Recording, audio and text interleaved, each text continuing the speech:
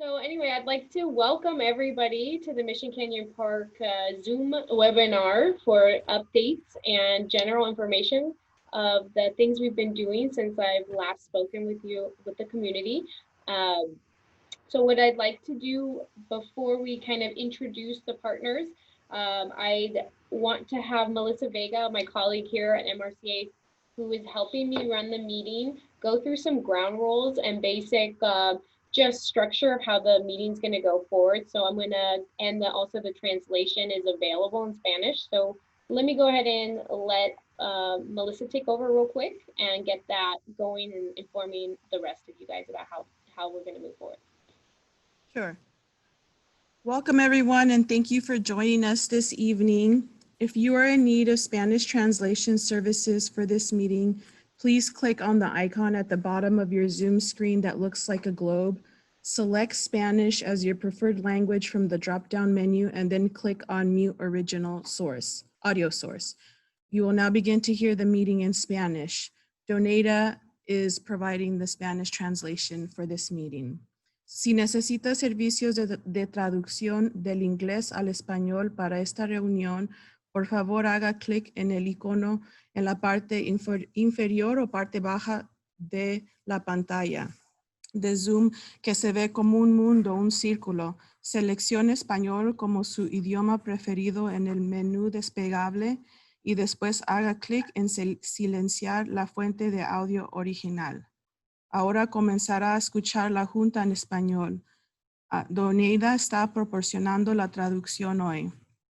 As we progress through the meeting, if there are any members of the public who have questions or comments, please sign up to speak by using the Q&A button in the bottom center of your Zoom screen or the raise the hand button on the bottom of your Zoom screen. If you have logged into this meeting by phone call only, you may raise your hand to speak by dialing *9 on your telephone and wait to be called on one by one. You may also click on the chat icon towards the bottom of your screen, and the raise hand option is shown there as well. Phone only participants may mute and unmute themselves by dialing *6. At the end, if there are any remaining questions that were not answered, staff will prepare an FAQ or frequently asked questions that will be posted on the project website, which is missioncanyonpark.com. And with that, I will now hand it over to Gabriela to introduce project partners and then the agenda. Thank you. All right, thank you, Melissa. So as we go through, we'll make sure we remind people, how to do the Q&A and everything as we go forward. So we'll, it's not the only time we'll talk about that. So let me go ahead and introduce some of the panelists here that we have for the Q&A section, so we can get some great questions and answers going. I have Maria Castillo and Fernando Morales representing the Supervisor District 3, Sheila Kuhl's office. I have Nick Morrell and Ethan Layden here representing county sanitation districts. I have Nitai Basu, which is a consultant that worked on the traffic study with Fur and Piers. I have MRCA's Ranger Taglia, who he will be available if there's any questions regarding any MRCA patrol or questions regarding that. Eric Bruins is also on the line representing Council Member Mike Bonin's office, which is the District 11.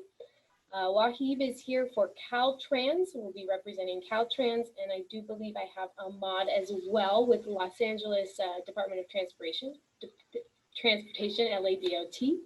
And I'm looking at, we also have a couple other folks from MRCA available, Jamie Cabral, and I think that sums it up. So we have quite a good group with us, and I'm very thankful to have everybody here. I'm going to go ahead and share my screen. We're going to go through a brief presentation. Let me go ahead and share that. Make sure everybody can see. Make sure I have Q&A up too to see if I can pull up participants. Okay, great. So right now, we're going to go through, let me get to the agenda. The agenda is just the Mission Canyon presentation of a design options and feasibility study, which is in regards to the entry and exit of the park and the traffic associated with that, and any also we'll be reviewing the next steps, project timeline regarding the findings of that study, and then we're going to go ahead and take some questions and answers at the end. And again, as Melissa said, if we do not, please make sure you write down your question and answer in the Q&A section, or raise your hand. If you do not get through by the end of the presentation, we will have an available area on the Mission Canyon website to submit questions as well. So we will make sure we try to capture as much as possible and then repost that on the website as well. And I will be informing everybody of that when that gets posted, as well as this presentation as well. It's being recorded. So let's move forward. We'll start with obviously MRCA's mission statement. So we are dedicated to the preservation of open space, parklands, watershed, trails, and wildlife habitat. So in regards to this park, it really is a priority for us to connect this Mission Canyon Park site, which is in yellow, to the rest of the open space and regional trails in the Santa Monica Mountains. So with with the county and also MRCA, it's a great opportunity for more open space and wildlife preservation. We have right here on this slide some brief project timeline of what we've done, kind of the history of the fact that the site was a landfill. It was recommended that it becomes a park, and MRCA started their involvement in 2014. We've come to the public in 2018, and based on that input, we really did take very seriously the safety of the traffic, the park entry and exit, as something that needed to be reevaluated. So we went back to the drawing board in 2019, really reevaluated the study at peak hours with the traffic, of course, pre-COVID times. So really capturing probably the most bulk of the traffic through the area. And now we're bringing this findings to you all and some suggestions. So obviously the design considerations we took into place were no access from Mulholland Drive, only that will be maintenance and emergency vehicles only to enter the site at that point. The main entry and exit will be off of Sepulveda. We also are making sure there is a permanent ranger residence on site, very much taking into to heart, fire readiness, keeping water tanks on site, maintaining the irrigation, making sure things are cleared, and maintaining the fire lines and helipad that's also on the site as well. So we'll take a look at the overall plan. As you can see, this is 405 right here, Sepulveda running up and down, Mountain Gate, Mulholland Drive up top. Most of the facilities now are getting geared to being at the bottom of the park, which is located off of Sepulveda. So you'll have parking, about 105 parking spaces, restrooms available there, the ranger residence right off to the side of that as you enter the park, a just pedestrian trail section to canyon back, and just maintaining the existing loop trail. Okay. So just as the study that we did, taking into account, we created with our consultants, Furs and Fur and Peers, we worked very closely with the county supervisor office, Caltrans, LADOT, to really come up with this working group with some design options. And really the goal is to address safety issues on Sepulveda caused by poor sightlines and the continuous uncontrolled cross traffic that is there currently. So these alternatives were whittled down and worked together to 2 design options for the site entry. So I want to review those with you now. And we'll go through. This is the existing condition of, the existing condition. So The current entry and exit is located here at Sepulveda. Mountain Gate intersection is here, and the 405 intersection where there is the exit and entry to the southbound 405. So this is a very busy intersection as well. Here's the park entry. So these are some of the key intersections we'd be looking at if we are looking at designing this entry. So existing conditions here showing that, no surprise, our weekday traffic was the worst. Going southbound on Sepulveda, I'm sure everybody here is not, surprised by that condition. We looked at the lane storage capacity for each of those lanes, and how to quantify it really was, they have a capacity of each lane. This was 450. Currently, during the morning traffic, it's been running over capacity at 550 lineal feet. So it's kind of a way to quantify it. One of the ways, many of ways in the simulation. And we'll be taking some clarifying questions at the end. So no surprise, we have an existing pretty hard area to deal with. Option A. So this was the first option we looked at and thinking, hey, there's a existing signal here. What if we just, add a leg to that signal? How will that turn out? And maybe that could be a good option. So that was one of the options we looked at. And there are some constraints with the grading and existing topography of the site. Also, the drainage channel runs through here. So there are some major engineering feats that would have to take place to make this happen, but we would look at this as well. So when we ran the simulation, we were looking at some of the impacts that would happen. These are some of the major impacts we found. Actually, option A would impact, as you can see, the northbound thoroughfare lanes at Sepulveda PM weekday traffic. So you're looking at really the existing condition at 2019 condition was running a little less than capacity for that lane. And with the new park, with that additional leg, you're going to be adding some delay to that signal, and you're looking at, running it past capacity with that new entry.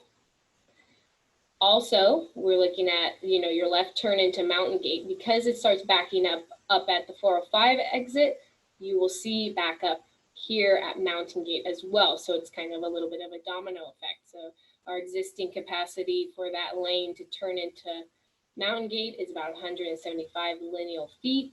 The new park basically brings it up to 200 lineal feet. So we're running over capacity. So you would see some delay there as well. Here we go. Again, no shock, there we have based on if your left lane is going to get blocked up, also the northbound traffic will also take some, will be running at capacity as well because of the new signal delays at the night light to the north. So again, we're seeing some change in how they're running and a little bit of an impact there, definitely an impact to that signal. So that brings us to also looking at, so we saw some impacts. We wanted to look at another option because the first option would highly impact the on and off ramp at the 405. We really did want to see what it would look like if we kept the entry where it's at. We have to reconfigure it, of course, to allow for better sight lines, a signal, a left pocket lane, a right lane, turn into the site as well for deceleration, and what that would look like if in a traffic study simulation as well. So we took this option and actually found that things were flowing a little bit smoother. Not great. I mean, there's still over capacity, but a little bit less. The existing on the weekday traffic in the morning was obviously delayed, and the new park made it a little bit better. So not a major change, really. As well as the weekday traffic down by Mountain Gate, because this light, the new light that's proposed for option B, would be running in synchronization with the mountain gate light, because they would be programmed together. These kind of would operate as one signal. So that is also something to consider. We didn't realize that if you put a light here and here, because of their closeness and proximity, you can run them concurrently and actually alleviate some of the backup. Okay, so this is a large comparison table really, and I want to just go through this real quick with you. This is live information, but I feel like it's very good to then be able to compare option A and B. Of course, we looked at weekday AM peak hour, weekday PM peak hours, weekend midday peak hour of traffic for the area. We looked at the existing condition, which is this column in the AM, PM, and midday weekend. We looked at option A, B at each time, as well as each intersection. So this is the 405 intersection on and off ramps, the existing Sepulveda Mission Canyon Road intersection, which is that stop, and the Sepulveda Mountain Gate intersection, which is existing. So as you look through this chart, you can see where there are some, comparisons. Like in this particular instance in the morning, Sepulveda Boulevard, the Mission Canyon Road, because there was only a stop sign, now becomes a C grade. So there is going to be more delay because if people are moving in. And then you can see as well, it actually does get a little bit better at Sepulveda and Mountain Gate because they're running a little bit smoother together. So you see a little bit of a change, and probably similar, but it would be not greatly impacted. One of the major differences you do see though is with option A, because it's a highly used intersection at the option A, which is the 405 on and off ramps. The existing condition at night is graded a C, and down here at the bottom of your screen, I don't know if you can see, we have, I'm sorry, I should have mentioned the grade letters of an intersection, and that has to do with how much delay you have when you wait at each intersection. So that's what this table represents. So you started out with a C, and with option A, it got downgraded actually to an E. So you'd be looking at a lot more delay. And a major change too with the PM, you're looking at it running at Sepulveda and Mountain Gate here as an A currently. And I mean, that's questionable because I know there's always traffic through that area, but it'd be a significant difference with that entry point at the 405 option A. So you look at an extreme difference. There would be some difference with option B, but it's a lot more efficient and less of an issue than option A. So we're looking at a better solution with option B already. Again, midday traffic during the weekend. Again, option A really does impact that on and on, off and on ramp, at 405 intersection. So you're really looking at a bigger difference as opposed to option B, where you're looking at very little impact. So, I mean, you can kind of take a look at this table and really digest that, option B is looking that it either is a more similar kind of situation, traffic situation, than a worse traffic situation than we have. So, again, very eye-opening. When we really were working on it, we thought it would be a no-brainer, but looking at the traffic study, and projecting it out, option B looks really good. So let me go on. Also, last thing to really look at, because of the engineering that would have to happen and the timeline and the future, how we would go forward with permitting and construction, the costs were part of the feasibility study as well in the breakdown. So as you can see, option A, because you have to widen the road and deal with a culvert and a bridge and an intersection, we're looking at almost a $10 million additional price tag to the park, as opposed to option B, which is still a large, you'd have a lot of engineering involved and additional time, but it seems a more feasible option.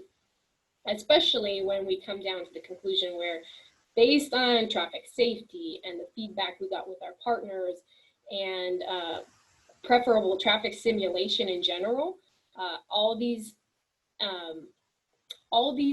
elements involved make that option B a more preferred choice to moving forward. So looking at next steps, this is just to provide you with an update, because part of this study is really to show you guys what we're going to be including in the new CEQA document. So we came to the public in 2018 with a mitigated negative declaration and really had some holes in it. So we went back to look at the design, and as you can see, the options for entry and exit, some of the other considerations, and we would be revising that MND through the holidays, and we'd like to come back to the public again for release the document and open to public comment period around January, February of next year. Then going forward, we'd have another community meeting to really capture all the comments and feedback that we get and include it into the document. Then we look at spring, start really kind of diving into that option B, permitting design. I want to say though, be very clear, we are committed to making sure that this park is very safe, the entry and exit, and because we do not have the funding, the additional funding, we want to make sure that we can push this project through to being shovel ready. Now that means it's going to be designed, permitted, engineered, and we would hope that through that time we could find the additional funds to then construct the project, but we wouldn't start construction unless it's the full project with the new entry included. So with that, I know that was a lot of information, and I'm sure I do have questions and comments, but I wanted to get through that so we had a good half hour to really talk about some of these issues, and so we can actually get through to kind of the Q&A section. Please, of course, I'm having Melissa help me with pulling up the queue, and then I do have our panelists here for, help me to chime in with some of the answers if I do need more specifics on it.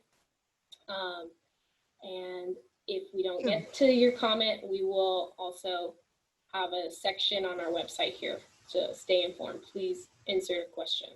So with that being said, Melissa.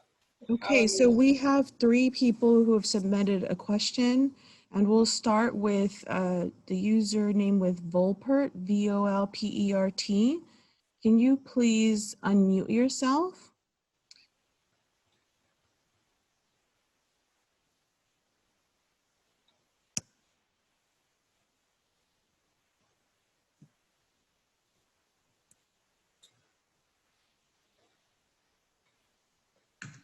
Okay. So this person's question, I don't know if you want to ask it. Can you, is what does sanitation district facility mean? I see 3 on the map. Oh, okay. I can answer that quickly.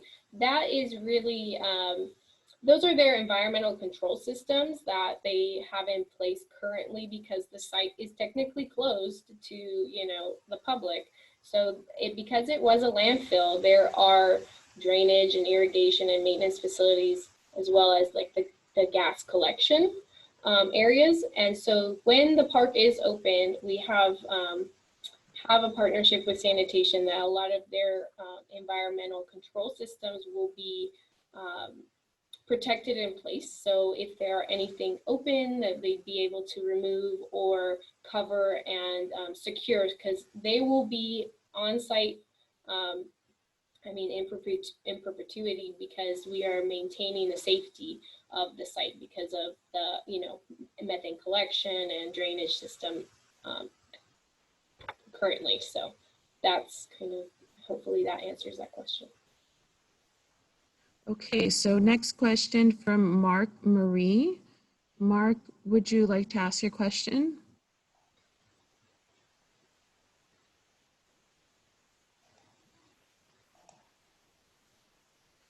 Okay, I can ask it for you. from Mark Marie, why does option B cost 5 million? Because there's still a retaining wall situation, as well as reconfiguring the road. There are some utilities in the way that would have to be grounded, as well as just road realignment. So there, we do have a more detailed list of everything that goes into that construction. So it's still pricey, but a much more feasible amount than redoing a retaining wall up north by the 405. So something, still a lot to do and consider moving forward. Okay, next question from William Vanderberg. William, would you like to ask the question?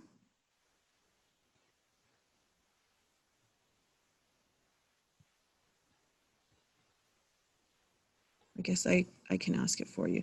What are the proposed park operating hours, and were potential differences in hours factored as a variable in the traffic study, particularly in the morning hours? Yes, so hours of operation were taken into consideration with the simulation, and that is, since MRCA would be operating the park, we would be operating on sun up to sundown. Now that does change a bit in the seasons, but it generally is open, during the summer hours, early 5, and then, stays open a little later but with the change of time, it closes earlier in the winter. So yes, those were taken into consideration when doing the traffic study. Okay, next question from Jim Hasenauer. Why was Mulholland parking and entrance scrapped?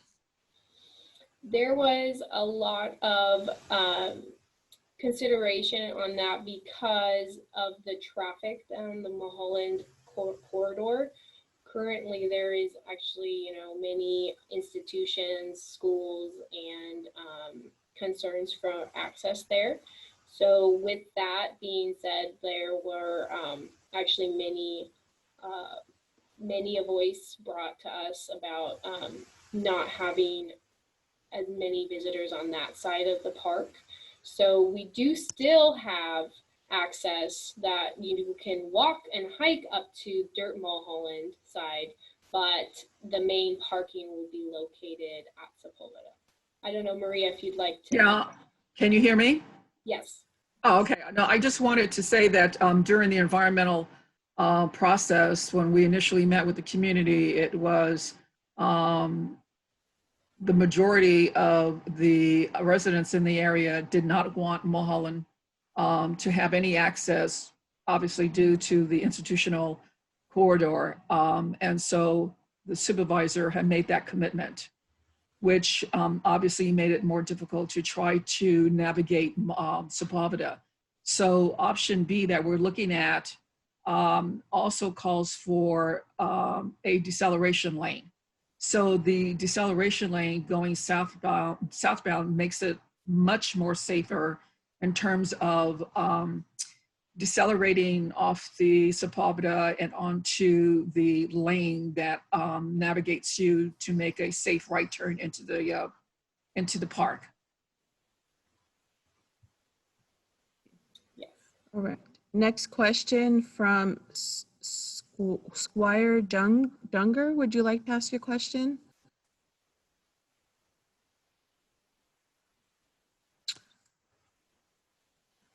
Go right ahead. You can make it. Okay. Squire Junger's question is, what about safety of the local community? Fire, transients, barriers, landscape?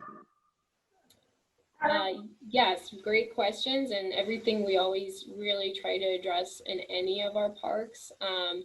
We will have patrol, and that is a major reason why we did add a ranger residence to the site. That makes really gives MRCA kind of like a skin in the game for having our own there living with amongst the community. I know that we have a ranger here that also lives on one of our parks, Tony, available to talk about that. But Not too far away too, we have James Latham, another one of our rangers who lives off of, Dirt Mulholland.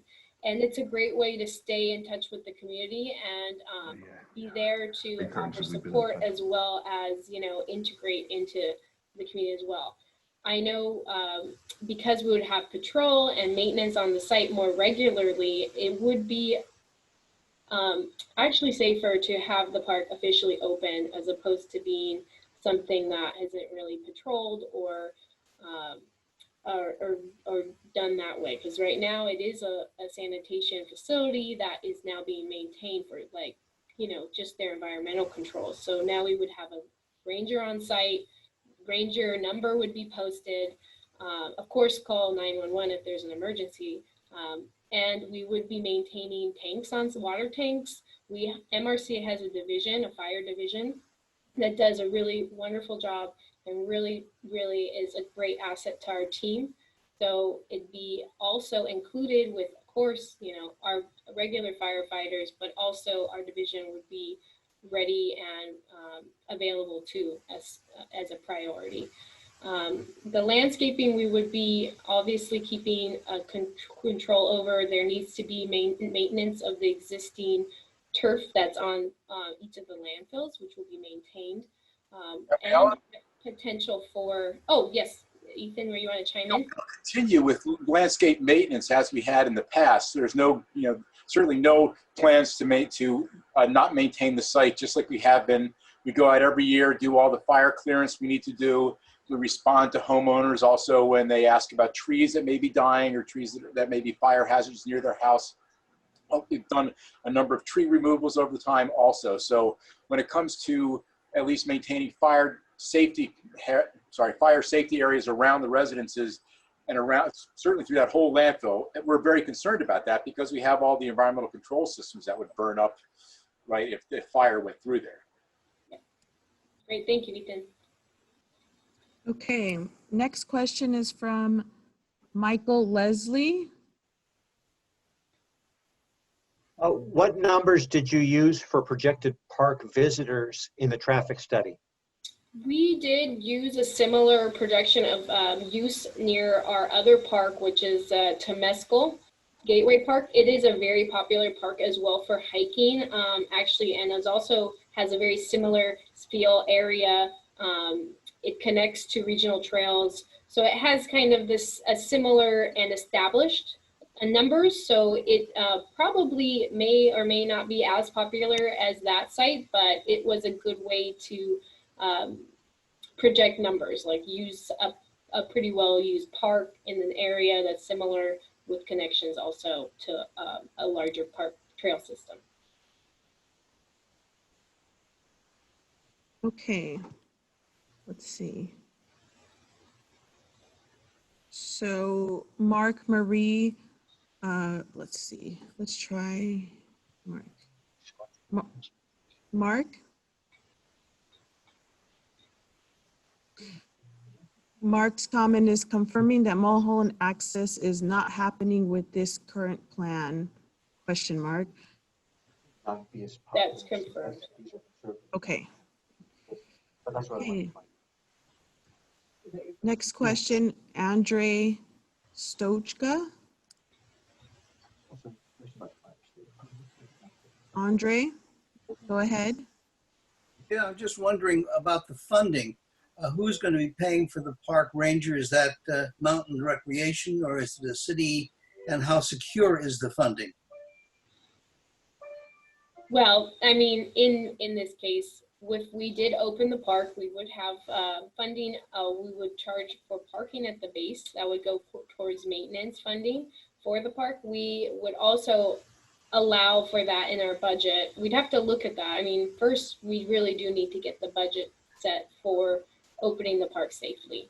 So that is a priority, as well as we're working with the county too to assess how much money that would require. We have looked at that because we have similar parks where there are rangers, and even considering adding another ranger position to the corridor. Of course, things are really tight right now. So, I mean, in this condition with COVID and, hiring freezes and things like, it's hard for me to say for sure, you know, can we get another ranger? Can we Well- make sure that happens? But yeah, go ahead, Maria. So, but basically, this is Maria John Castillo. Can you hear me? Yeah. Yes. Okay. So basically, in a nutshell, the county has a operating agreement with the MRCA. So, so they would be responsible for operating and maintaining the park when it is open. So, you know, depending on when we can secure funds to implement option B to provide safe access to the park, you're not going to see any construction. Yeah. I imagine that due to the seriousness of the COVID-19 financial impacts to the county as well as to the cities across the board, that we cannot project at this time, you know, when we will actually secure funding. So we'll have to just gauge and see what happens in the future. But what I can assure you that once we get to completion of the environmental document and we actually have conducted all the design plans and the project is shovel ready, once we are able to secure funding for the improvements to Sepulveda, you know, obviously the community will know. And at that point, we will know what the level of service would be for the park. So right now, it's pretty tentative because of the, you know, the financial seriousness impacts to the county. Yeah, agreed. Same with MRCA as well. Okay, so we have two raised hands, and the first is Wendy Sue Rosen. Wendy, go ahead. I have two questions. My first question is, the connection to the Canyon Back Trail is very important to our community, but we have to be sensitive that it is in an area where there are homes to the south. And so I just would like to see the detail about the distance between where the trail connection comes in to get people up on that trail to make sure that everybody is comfortable. Again, for us, it's really important that that connection happen. And so I want to make sure it happens in, you know, in a way that the community can get behind. So I wanted just to ask you, do you have that detail? And my second question is, you know, we still have mitigation trees from the 405 project that we would like to see planted in Mission Canyon. And I don't know if that makes it into this project, but I would just like to ask the county whether, you know, on the phone, if we can again revisit getting those trees planted in Mission Canyon. Okay, so I'll take the questions. Hi, Wendy Sue, how are you? Hi. So when we initially went out to the community for the presentation of what the initial plan was, it was certainly brought up with regards to the Backbone Trail connection and the proximity to the homes. So I believe that has been addressed. I don't remember what the footage is, and we can send that to you. Actually, after I finish talking, then probably Gabriella can address that. Second, with regards to 405 mitigation funds or grants that was given to the MRCA, we actually are currently working with the Sanitation District to determine the feasibility of planting trees. And we've only just started those discussions, Wendy Sue. So, so yes, it's even though it's separate from the project, it will be parallel to the project. So we are now starting those discussions with sanitation. Great, thank you. Yes. And just to chime in with Maria, for that trail alignment, we did locate, we are working with a landscape architect for that, but we did make sure that we want to keep clear of the homes nearby. So we think where it hits, it's approximately at least a quarter a mile away of one of the nearest residents, and then over I think another mile and a half from Mountain Gate like community. So it is we're trying to make sure we are conscious of where it aligns. Okay, next we have Morteza Rezvani.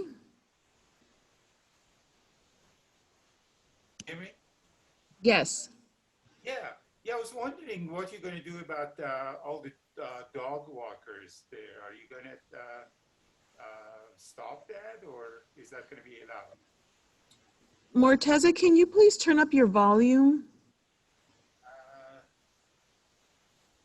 I think I heard his question. Was it regarding the dog walkers on the site and what MRCA and would be doing when regarding that? We do have a policy, and I think maybe Tony could chime in on that, but it is certain amount of dogs per person on our site because we do not really allow commercial commercial dog walking on site because of the fact that you'd be, using it for a business, our site. So I don't know, Tony, are you available to kind of take a little bit more on that question, more specific for MRCA? Yes, you pretty much covered it. We do have rules in place regarding no commercial dog walking, and the number of dogs per individual is limited. And once the park is opened, those rules will be enforced to limit that activity. So how many dogs per person are we talking Three. about? Three, okay. Three, yes. That obviously is going to be, let's just be blunt about it, our way to control the business dog walkers, because we have been to the site many times and it's pretty rampant. So, I'm pretty confident that that's a way for us to control that situation. And the rangers, and correct me if I'm wrong, would have the ability to find them. Am I not correct? Yes, that's correct. They would be issued citations. Yeah. For commercial activity. Right. Okay, we have a few more questions and I want to try to get to all of them. So I'm going to loop back to, I think Jim had a question earlier, and his was, why was Mulholland parking and entrance scrapped? So we did cover that answer earlier. We did. Okay, thank you. All right, so next is from Tina. Tina, go ahead. I'm worried about the fires. We have half of California up in flames. Just the construction. They're talking about they didn't want cars driving through because of sparks in the dry area. This is like such a fire hazard, and our houses, there's no place for us to go. Yes, Tina, I know the seriousness of fire is real. It's very real. And what is, I'm going to say, some of the positives of the site is that there are irrigation in place, which is a big safety net. I mean, it's not everything, but those will be in place, and we will continue to maintain that as part of the site. It's really around many of the homes in the area, which is very helpful. We plan to have tanks added to the areas that don't have that kind of coverage so that there is ready water available. This is all plans to have with the park open, as well as, I know that there's no guarantees for everything, but we do our best to maintain our open space and save it and preserve it. We've already had fires in this area. We have already had emergency evacuations when the Getty fire was here. Do we need to be constantly on point, ready because of the construction itself? And then for the people in the park, are there going to be people watching that people don't smoke? I mean, this is insane. We have been planning this park for many years now. And, that's no comfort. No. And because there's going to be an on-site park ranger, this adds a level of security. So there will be no smoking. There will be no smoking signs. Because there's a ranger on site, there will be 24-hour security. It does add an extra level. Thank you. Yeah, absolutely. Okay. We have another question from William Vanderberg. Go ahead, William.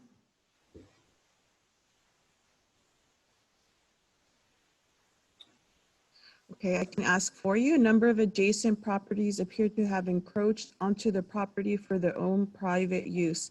What will be done to address this issue? We have not addressed this issue. There are some areas where there's some encroachment into the parkway, into the landfill. So it's something that we have not addressed at this time, to be perfectly honest. Okay. Next question from Volpert. Go ahead. Will there be any fencing or other borders showing the limits of public access up near the top where the houses are? And if so, is it going to be wood, chain, bushes, anything there to keep the public, where they belong? Right. Okay. We are re-looking at that area, especially off of Mulholland, that people do come in currently, which is near the parking lot near one of the schools up on Mulholland. That will be now resecured during the project with probably a tubular steel fencing or something with more security, something that cannot be cut, because currently it is cut and regularly so. So we would maintain just maintenance access and emergency vehicle access at that point, but then close off those other areas. We also did look at a study to implement some, there are some areas where I think there are some cul-de-sacs from the neighborhood, and maybe some barriers need to be placed too at those locations. That is also included in the design as well. So some barrier, especially where there isn't a property, to provide that, fencing or something from a back. Yeah, I'm looking at the map, and where you can see on the northern sort of edge of all this, there's two big fields that, houses abut next to, and the path doesn't go near those houses, but you can't see if there's any barrier to keep people, on the trail around where your broken yellow line is. Is there any intention on putting up some kind of barrier, signage, anything? We did discuss putting additional signage to, stay on trail. So we would encourage folks to stay on the trail where it does come closer to some of those properties. The trail, the maintenance road, that it has a really large, does have a vertical distance and some terrain there. So there is a barrier, though it doesn't seem on the map, but in reality, it's more of a height differential there. We will be encouraging people to stay on the path, especially near properties, and also considering some barriers, especially where there are openings. I am sure I've been aware of a few of those instances with the property, the sanitation district. For those of us who live there, can we build a moat to keep everybody out? Well, I didn't hear that. yeah. All right, thank you very much. Thank Appreciate your help. Okay, we have a few more and about 5 minutes, so I want to try to get to the last couple of questions. Wendy Sue, did you have a question? I did.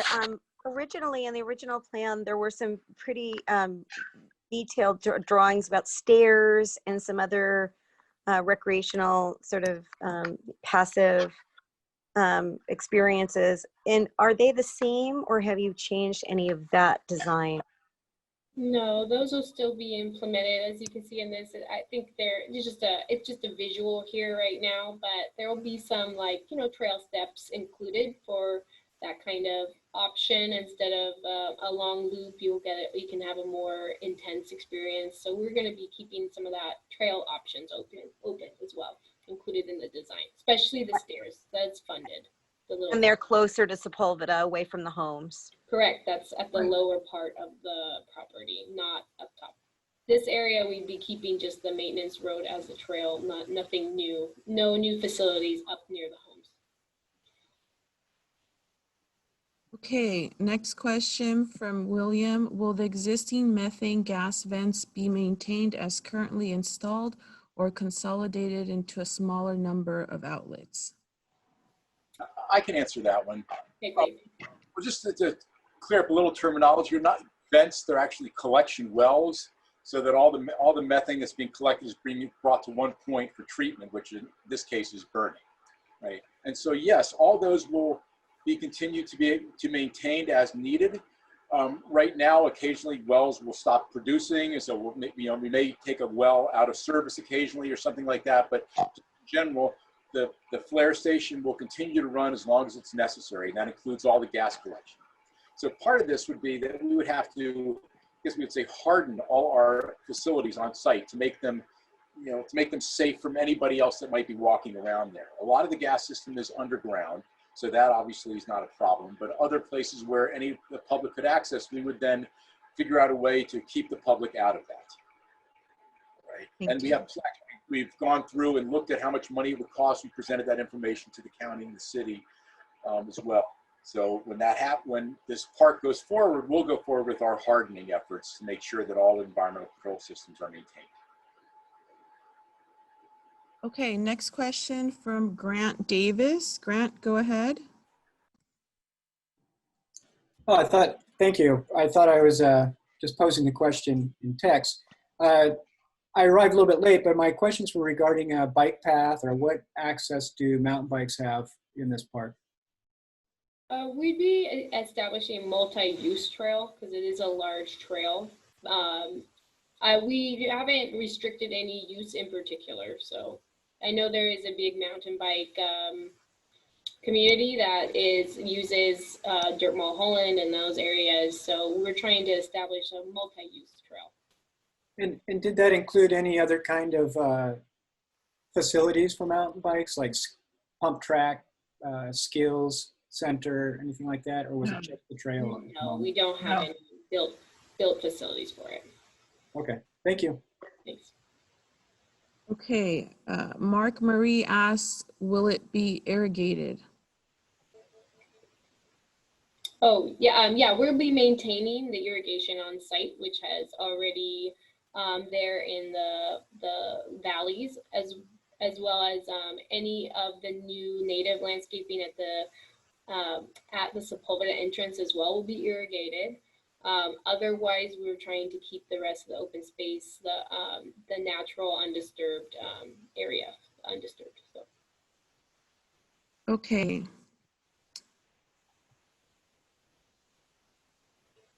William asks, what are the proposed park operating hours? And did we answer this question already? I think we did. I think we did, yes. Okay, so last comment received is from an anonymous attendee. The governments responsible haven't taken care of the landscaping. For example, the highly flammable trees in the Mission Canyon have not been trimmed in years. What makes you think that will be done after human traffic is added? I don't know, Ethan, if you could answer. I do believe that there has been some maintenance. Yes, there has been maintenance and there has been trimming, so we should have sanitation address that question. As I said, we're maintaining the landscaping in the areas around the homes where we need to maintain a certain amount of fire clearance, right, as it's regulated by the fire department. So those areas are irrigated and trimmed.